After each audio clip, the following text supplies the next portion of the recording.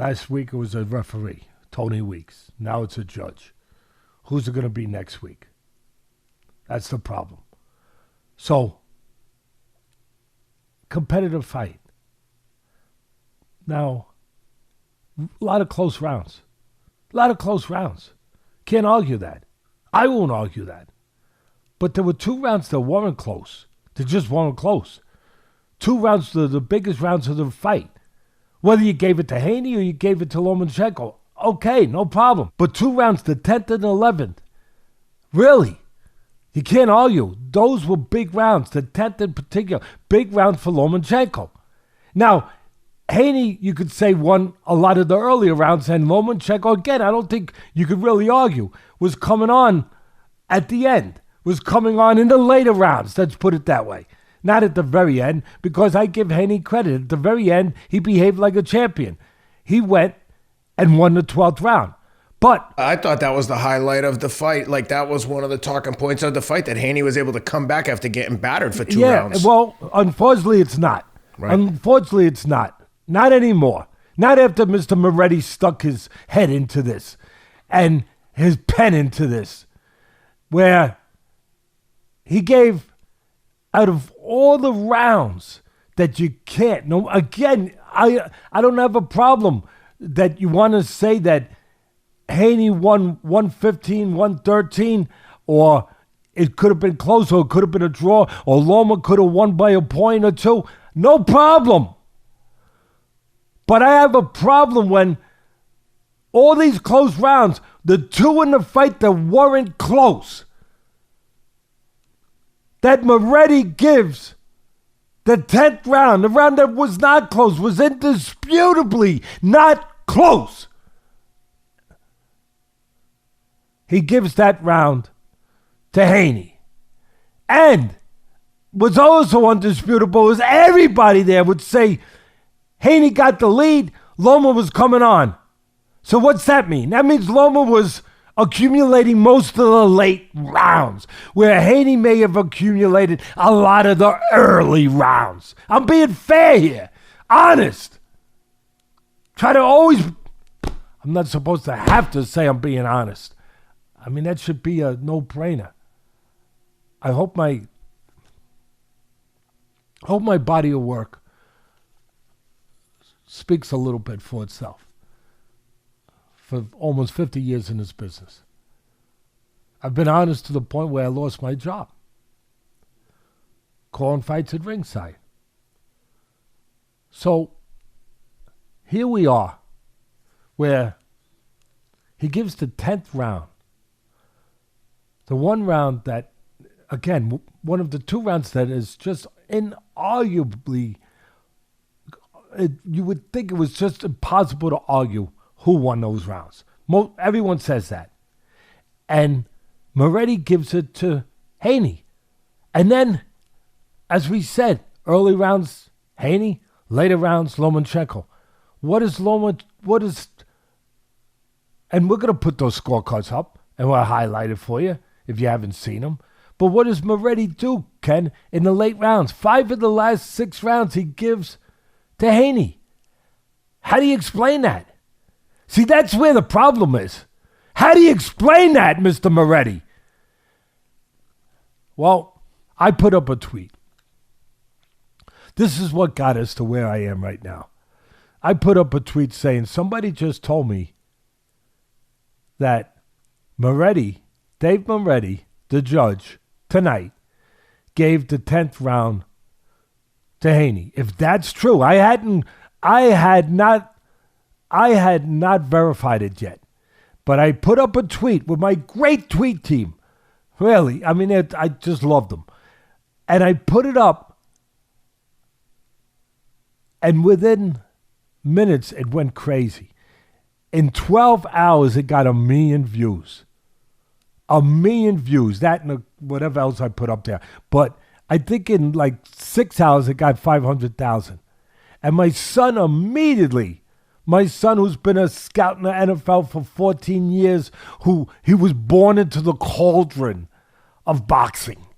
He understands the underbelly of boxing more than most people would. He immediately texts me, Dad, looking at the response, these people are fed up. They are what you said last week. They're mad as hell. They don't want to take it no more. Dad, you gotta start a petition for a national commission and end this once and for all. And I said, oh my God, my son's right. At first I was a little hesitant. I was saying, well, do we want to really get into this? Well, I can't talk anymore. I can't complain no more.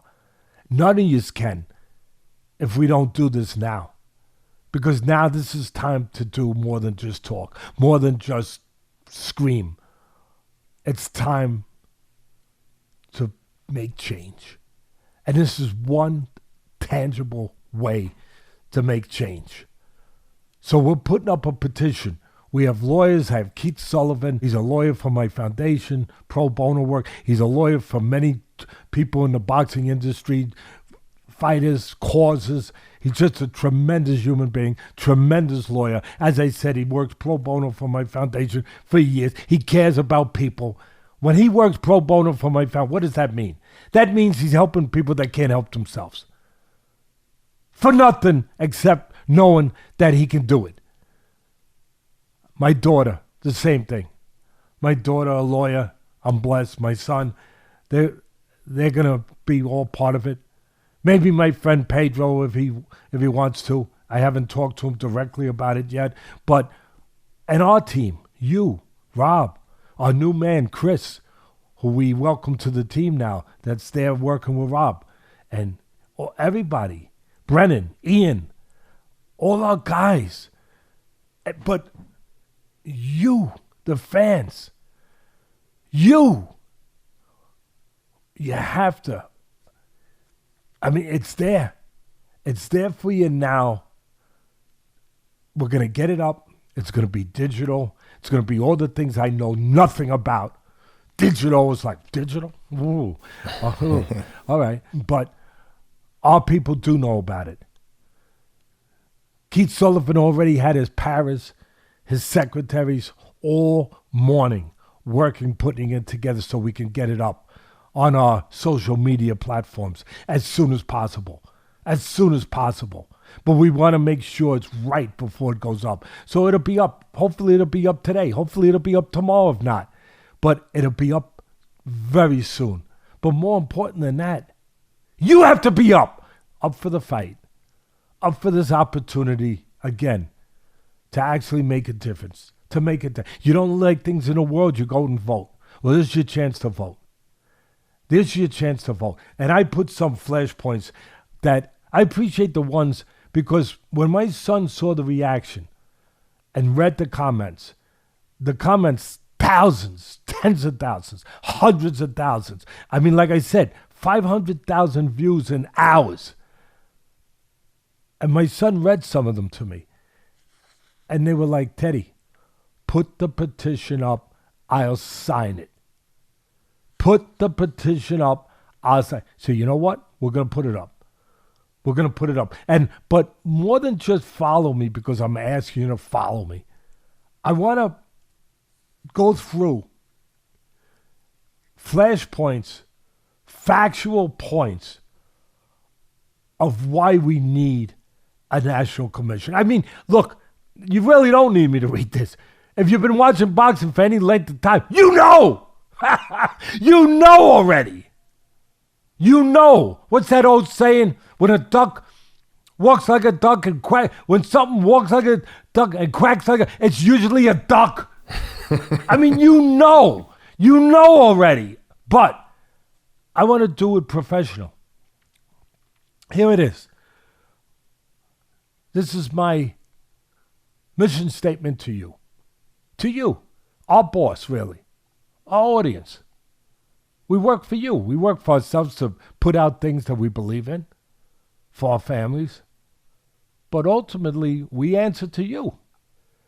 If you don't believe in what we're saying, there's no reason to say it. So here it is. Need to eliminate these local commissions like Nevada. That's where we're going to start. A lot of these firestorms have been in Nevada lately. They're not though, but they're a big one. We need to eliminate these local commissions like Nevada run by these bureaucrats who are beholden to the very people making money. Now, I want you to understand this now, the essence of what we're talking about. They're beholden to the very people making money in the sport. Here's the simple facts. We're going to use Nevada as the example since this is where the latest firestorms emanated from. Okay, the commission in Nevada. Their existence is based on 100% on money they make or for promotions, boxing events. It's a business. No problem. Nevada Athletic Commission charges 8% of the gate. 6% goes to the state. 2% of that is used to sustain the local operations of the Nevada Athletic Commission. In other words, salaries, operating expenses, etc. It is so lucrative that they make a profit. Okay, good for them. The Nevada Athletic Commission is completely self-sufficient financially from the state, but 100% reliant on promoters' money. Bang!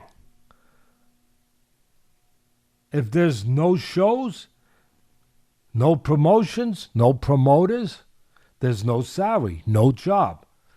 We're starting a petition to create an American National Commission to be presented to several federal elected officials to get a law passed creating a national commission. We already have calls in.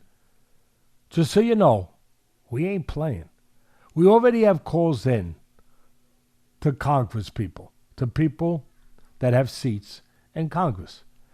The Nevada Athletic Commission operating budget appears to be based on their public financials as $1.2 million, all from promoters' money, not taxpayers. I want to be very clear. They have a reserve, which means they are making money much like a Wall Street business, all from the promoters. So let me now just tie a bow on this.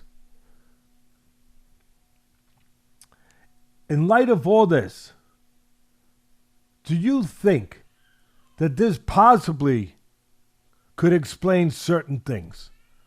That the promoter who wants and needs a certain fighter to win and who has influence, obviously, on who are or aren't the judges and referees for that event could be at least in a position to influence the outcome of a fight.